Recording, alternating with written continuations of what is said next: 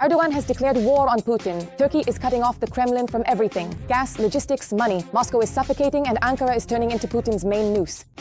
Kupiansk is a grave for the entire Second Army of the world. The Russians are storming it like madmen and falling by the thousands into the cauldron. The generals in Moscow are beside themselves with rage over what the Air Force did there. At this very moment, Russians are once again in the front row of a fiery fire show. Aircraft factories are burning with blue flames and unique planes are exploding like firecrackers. The Neptun missiles struck so deep that Russian air defense started firing at their own.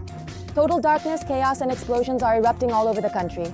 Europe is on the brink of World War III. Putin has already given the order. Tanks are ready to storm the continent. All this and more in our upcoming report. Hotspot. Turkey is doing the impossible. Erdoğan is hitting the Kremlin so hard that the walls in Moscow are shaking. He openly declares that Crimea was and remains part of Ukraine. But this is only the beginning of the sensation. Ankara is rapidly turning into a key logistics and energy superhub for Kyiv, effectively cutting off Russia's oxygen supply. Watch for all the details. The end of relations between Turkey and Russia. Ankara has confirmed its support for Ukraine's territorial integrity and its readiness to help rebuild the country after the war. Turkish President Recep Tayyip Erdoğan said this during a joint briefing with Ukrainian President Volodymyr Zelensky. Once again, we reaffirmed our commitment to the territorial integrity, sovereignty, and independence of our strategic partner, Ukraine. At the same time, we, Turkey, are always ready to discuss with Russia any proposals that would speed up a ceasefire and pave the way for a just and lasting peace. In response, Volodymyr Zelensky emphasizes that Turkey is becoming a key partner not only in matters of security, but also in the restoration of exchanges of prisoners, a process that Ukraine hopes to restart before the end of the year. Right now, many processes have been activated, and we are trying to ensure that all this activity is directed specifically toward peace, toward a dignified peace and guaranteed security. If you look at Turkish policy, it has always been aimed at its own interests, both in relation to Ukraine and in relation to Russia. After all, Turkey has not refused to trade with the Russian Federation. They do everything that is in their own interest. Of course, right now we are falling within Turkey's sphere of interest. They support us. To a certain extent, they support us. Turkey's policy very clearly reflects this entire thousand-year-old Eastern approach. Very calculated, very competent, where, above all, in any situation, their own and above all economic interests come first. However, there is still a certain tension lingering in the relations between Russia and Turkey. Russian tourists found themselves stranded aboard the cruise liner Astorian Grande off the coast of Turkey. In Istanbul, the vessel was denied permission to enter the port. On board were more than 600 people from Krasnodar Krai, Moscow, and Leningrad Oblast, who had purchased a 2-week cruise costing about $3,000. The liner was scheduled to call at Marmaris, Antalya, Bodrum, and Izmir. Previously, a similar situation occurred with the Sibrik ferry, which was supposed to restore cargo and passenger service between Trabzon and Sochi after a 14-year hiatus. Upon arriving in Sochi, the vessel was unable to dock and return to Turkey. The Russian authorities explained the refusal by claiming the ports were supposedly not technically prepared and unable to ensure the safe reception of vessels. Some Russians are already calling this Turkey's response to the actions of the Russian authorities.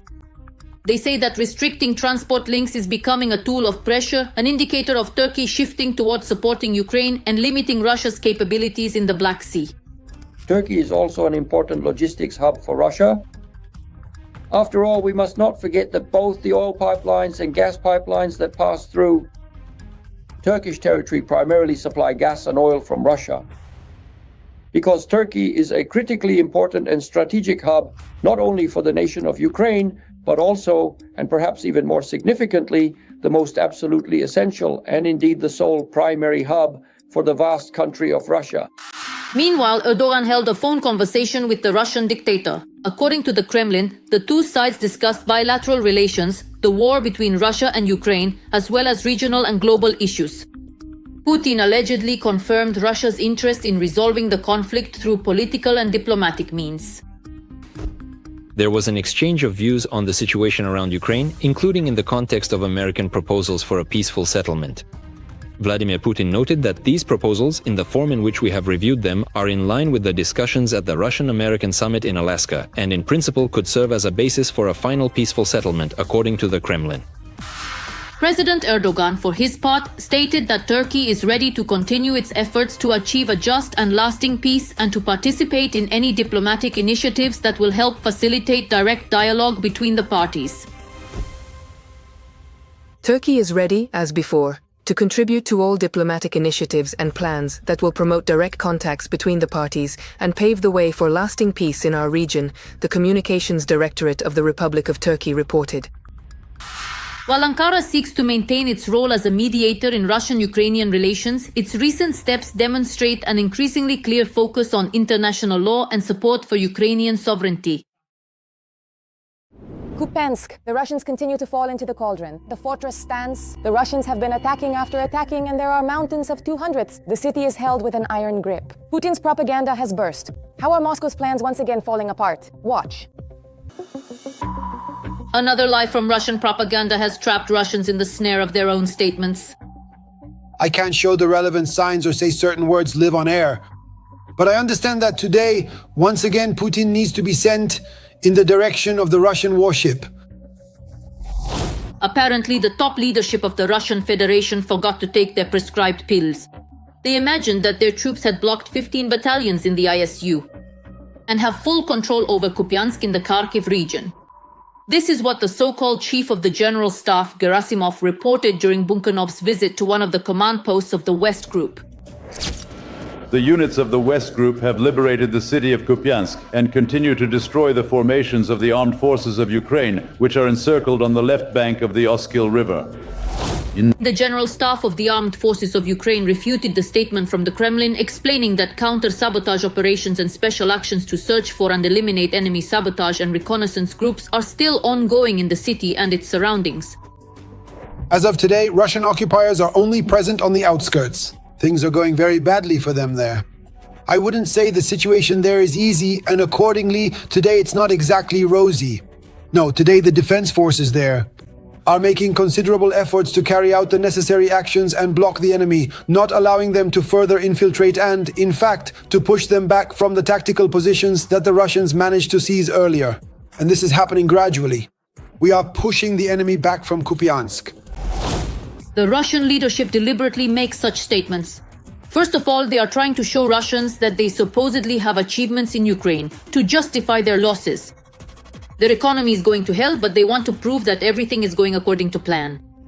This is stated by Yuri Fedorenko, commander of the 429th Separate Achilles Unmanned Systems Regiment. The second goal of the Kremlin is to put pressure on Ukrainians. Similar statements make their way into Ukraine's information space, and it is Ukrainians who can be misled if they do not analyze the information. The third goal is to influence Donald Trump, who does not understand the details. Back in Alaska, Putin convinced Trump that he would capture the entire Donbas and Kupiansk. That's why the Kremlin is now passing off wishful thinking as reality. The Kupiansk direction remains a difficult spot on the map of Ukraine. In the city itself, the defense forces managed to tie up the enemy's assault units and force them into intense urban combat. The enemy is suffering huge losses and cannot advance beyond the outskirts. Meanwhile, Ukrainian forces continue to gradually, step by step, block by block, push the occupiers back to their homeland. At the moment, the Russian assault groups in Kupiansk are almost completely cut off from ground supply and logistics. The logistics are now carried out using heavy drones. It should be noted that Russia is not using the tactic of infiltration by small assault groups of up to 3 people. Instead, they are focusing on amassing forces and, accordingly, later attempting to take control specifically of logistics and the locations of Ukraine's defense forces. In addition, the occupiers are using the so-called pumpkin flag tactic. That is, when a group of 2 or 3 people runs into a certain area of Kupiansk, which is in the gray zone, meaning the territory is not controlled by either side, they raise the Russian tricolor flag. They film all of this and then present it as so-called objective evidence of control, supposedly already established. They claim that these neighborhoods of Kupiansk are under the control of Russian occupation forces. Right now, the main task for both sides is almost entirely to cut off or make logistics as difficult as possible. And despite all the difficulties of the situation, including weather conditions and a shortage of personnel, Ukrainian defenders are handling it masterfully. This is like a bombshell for the Kremlin. German Chancellor Friedrich Merz stunned Moscow with his statement. Ukraine is receiving long-range missiles, the very ones that strike where the enemy doesn't even have time to blink. But this is only the beginning of a technological storm. Spain has rolled out unprecedented military power. This is a fiery sensation you can't afford to miss. Watch this. Even more aid and support, the German Chancellor has promised to equip the Ukrainian army with long-range weapon systems. But there will be no details about the number of missiles or the delivery timelines. Merz did not disclose them. For months, we have been working intensively with the Ukrainian government on implementing long-range fire projects, as we technically call them. The Ukrainian army will be equipped with such weapon systems. At the same time, the Chancellor refused to answer a question about Germany's previous reluctance to supply Ukraine with Taurus long-range cruise missiles. He called this approach a tactic to increase pressure on the aggressor country, Russia. The operational capability of the Taurus missiles is directly and significantly dependent upon the extensive level of specialized training possessed by the technical personnel. This implies quite clearly that only authorized Bundeswehr servicemen are genuinely capable of effectively utilizing these advanced Taurus missiles. Furthermore, it would undoubtedly require a considerably extended period of time to adequately train Ukrainian specialists to the necessary proficiency level. Germany is the largest European donor of military aid to Ukraine. Since the beginning of the war, the government has provided Ukraine with assistance totaling more than 50 billion euros. In September, Berlin launched a new initiative to procure long-range drones jointly with Ukraine's defense industry. Germany will also allocate an additional 150 million euros to purchase weapons from the US for Kyiv. Germany is well aware of the possibilities of direct military confrontation with the Russian Federation.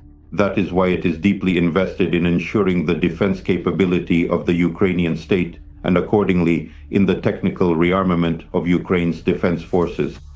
Meanwhile, the Ukrainian Air Force has strengthened its air defense with the new British Terrahawk Paladin weapon system.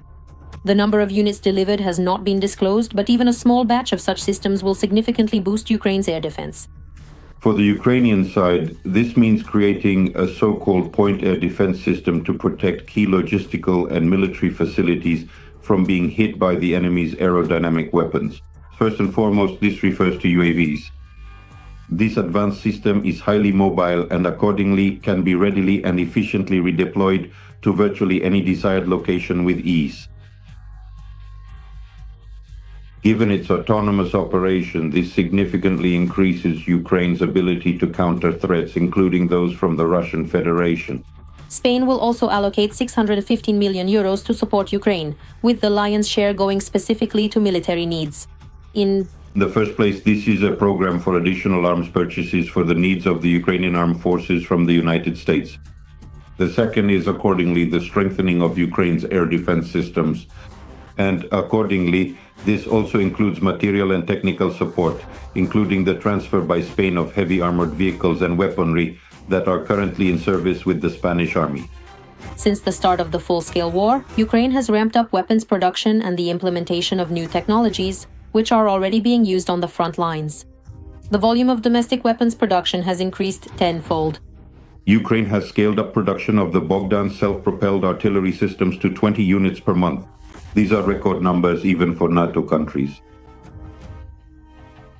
A distinctive feature is that the modified 155mm caliber is a NATO standard, plus accordingly the price-to-quality ratio, and in addition, Ukraine's defense forces have increased artillery shell production and have done so to a record extent. We're talking about scaling up the production of both FPV drones and accordingly strike drones with a target engagement range of over 1,500 kilometers. Earlier, Volodymyr Zelensky stated that the production of domestic weapons, particularly ballistics and drones, is one of the key tasks for the government and manufacturers. It is also worth noting the scaling up of the production of electronic warfare systems and radars. In this segment, once again, the Ukrainian defense front holds one of the leading positions in the world, and accordingly the production of naval drones as well. All this means that Ukrainian developers have demonstrated the ability to create high-precision weaponry capable of destroying important enemy military targets deep behind the lines.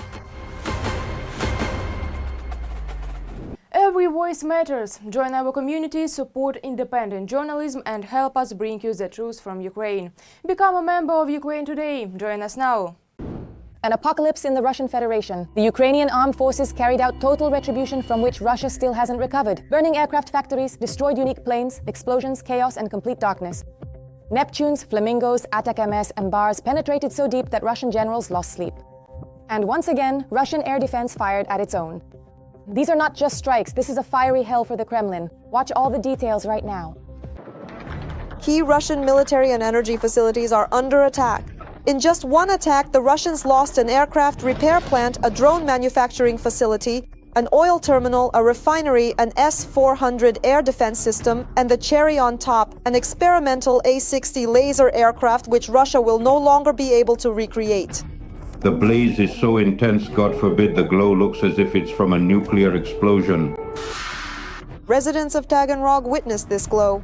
It was extremely hot there on Monday night into Tuesday.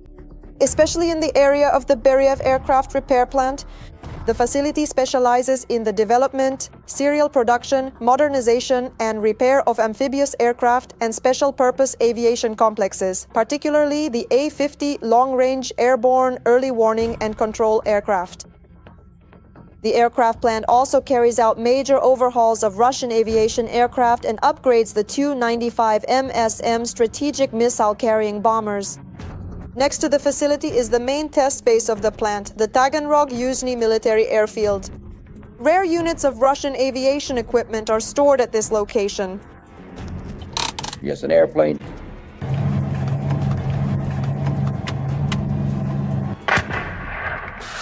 More precisely, rare units of Russian aviation equipment used to be stored here. At the airbase, an A-60 aircraft, also known as the Flying Laboratory, was hit. This aircraft was intended for testing laser weapons. It is a Soviet development. The project was developed in the 1970s. As part of the USSR's strategy to create anti-satellite laser weapons, the aircraft is distinguished by a distinctive hump. It is in this hump that a 1 megawatt laser installation is located. The idea was that this laser could either jam the optical devices of enemy satellites or even damage their sensors and other equipment. After the collapse of the Soviet Union, the project was frozen. But the Russians brought it back from the dead and spent years trying to breathe new life into it. At the same time, they never missed a chance to threaten the world with their so-called unparalleled weapons. The Russian army will soon be equipped with a Star Wars-style weapon, capable of burning the enemy both on the ground and in the air. The Soviets developed only 2 such aircraft, so the destruction of one is not just a painful blow to Putin's ambitions, but a devastating one. The Russians will no longer be able to recreate their flying laboratory. And the Z-Patriots know this as well. Protective shelters redeployment, apparently they've never heard of these. It will soon be 4 years since the start of the special military operation. The idiotic internet shutdowns didn't help either against enemy UAVs, which are controlled in part by satellite communication systems, or against local residents filming footage of the strikes. Probably an effective measure would have been to relocate the aircraft from a region that is under enemy UAV attacks almost every day. But the fact that these were drone strikes is by no means certain. The Ukrainian General Staff stated that they used Bars drones and Neptun cruise missiles to strike Russian strategic targets.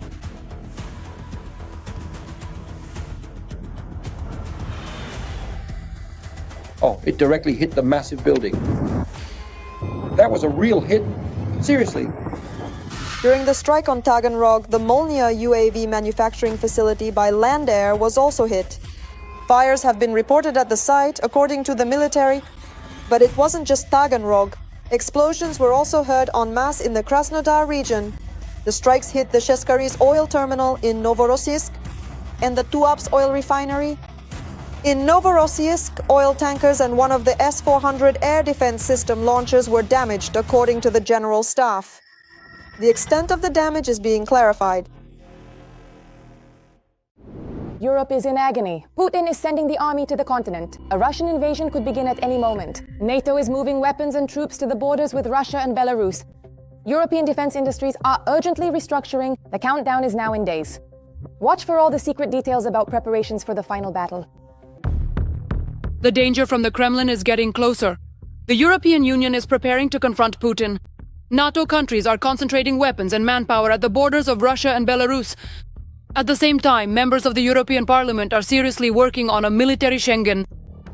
We must show Putin that Europe is no longer associated with impotence and democracy with weakness. The Schengen is being prepared in close cooperation with the North Atlantic Alliance. Brussels is taking decisive steps. Among them is a plan to modernize the defense industrial complex. The European Commission has announced the timeline and presented a new package of military mobility measures. This will enable the European army to move quickly across EU territory without facing excessive bureaucracy, especially in the event of a potential threat from Russia. We will be strong in the defense industry if we are industrially independent, autonomous in defense, and much less fragmented.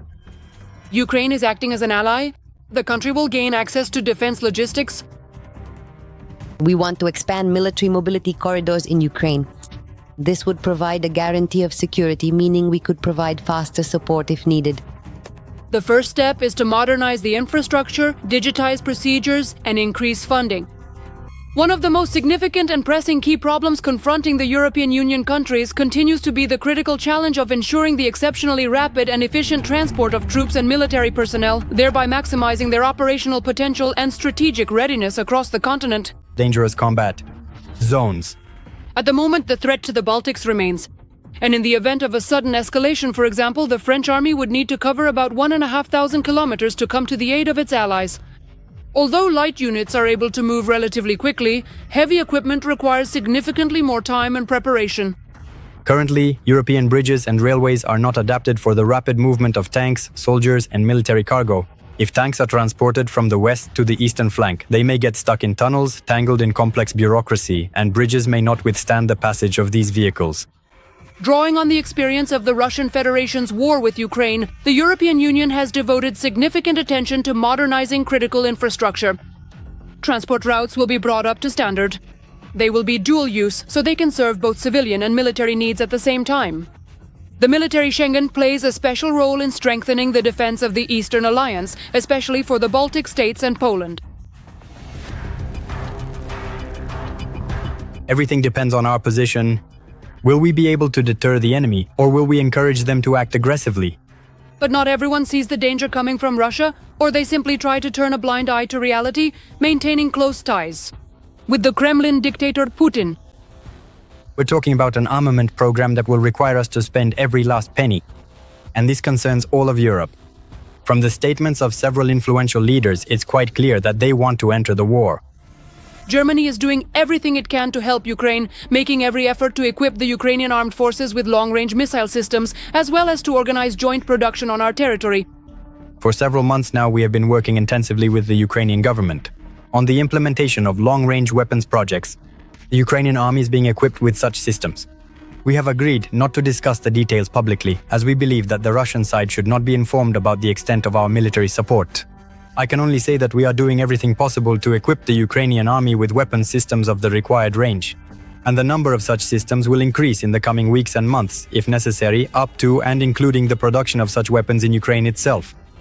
The European Union's military budget is planned to be increased to more than 17 billion euros. In total, at least 100 billion euros are needed to modernize bridges and tunnels and to fully launch 4 corridors for military needs in the European Union. Putin's words cannot be trusted, based on Ukraine's experience. There is no need to make things up and form opinions about Russia based on these inventions. There is no need to create an image of Russia as the enemy. They made up this idea that Russia wants to attack NATO. Are you completely out of your mind or what? You're as dumb as this table. Who came up with this? This is nonsense, you understand? Utter rubbish. While the dictator is feeding journalists lies, members of the European Parliament are calling for regular joint exercises and loading tests. They want the European Union to follow NATO's example so that rapid response forces can quickly react to an attack, Kremlin aggression.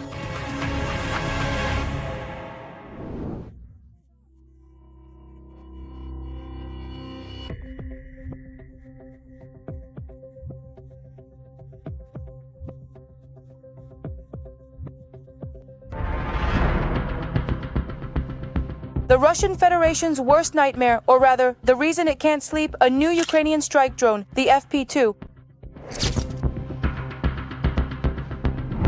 The FP2 is used for strikes on Russian rear positions. It can also carry an adapted aerial bomb as its warhead. And the FP2 drone is specifically designed for strikes, and in particular, with a penetrating warhead. It's not soft like regular drones. Instead, it uses a 100 kilogram Fab 100 bomb, with the tail section removed as its warhead. In other words, this drone can strike targets quite effectively, because the FAB 100, for example, was the main bomb of World War II and the most widely used bomb. At the same time, it can hit targets with high precision.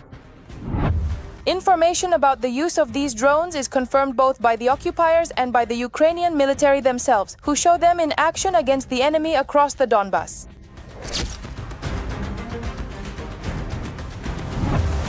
The OFAB marking indicates that the munition is a high explosive fragmentation type designed to strike unprotected and lightly protected targets.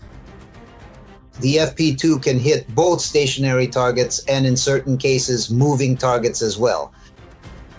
And this is a very important point because, for example, it allows you to strike the same Iskander missile launchers as they move into position. The Ukrainian company Firepoint has introduced the FP2 strike drone in the middle strike class. It replicates the design of the long-range FP1 drone, which is used to strike targets in the rear of the Russian army. This is, so to speak, a modernization of the long-range FP1 drone, which has a range of up to 1,400 kilometers. And the FP2 has retained the same design, but is smaller in size, apparently with a shorter wingspan. And its range is limited to 200 kilometers. This is where the bulk of the army and front-level warehouses and logistics centers are located. That's why this strike zone is so important. The manufacturers offer the system both with a classic stationary launcher and a mobile version for rapid deployment disguised as a regular army truck. You can drive up as close as possible, say within 10 kilometers of the front line, quickly launch and then quickly leave the strike zone. It is noted that the relative cheapness and availability of drones, combined with a heavy warhead, allows Ukraine to partially compensate for its shortage of high-precision missile weapons. The FP2 can be considered a high-precision munition. Why? It is equipped with a camera. In the area, let's say about 10 kilometers from the front line, a relay is suspended. Then this drone flies like an FPV, meaning it has a camera on board. It strikes the target with precision. That is, the operator sees the target before striking it. Experts point out that due to their low flight altitude and sheer numbers, drones can bypass and overwhelm the Russian army's air defense systems, which in certain situations can be more effective than strikes from HIMARS missile systems. That's all for now. But for more fiery news from the front, tune in to the next episode.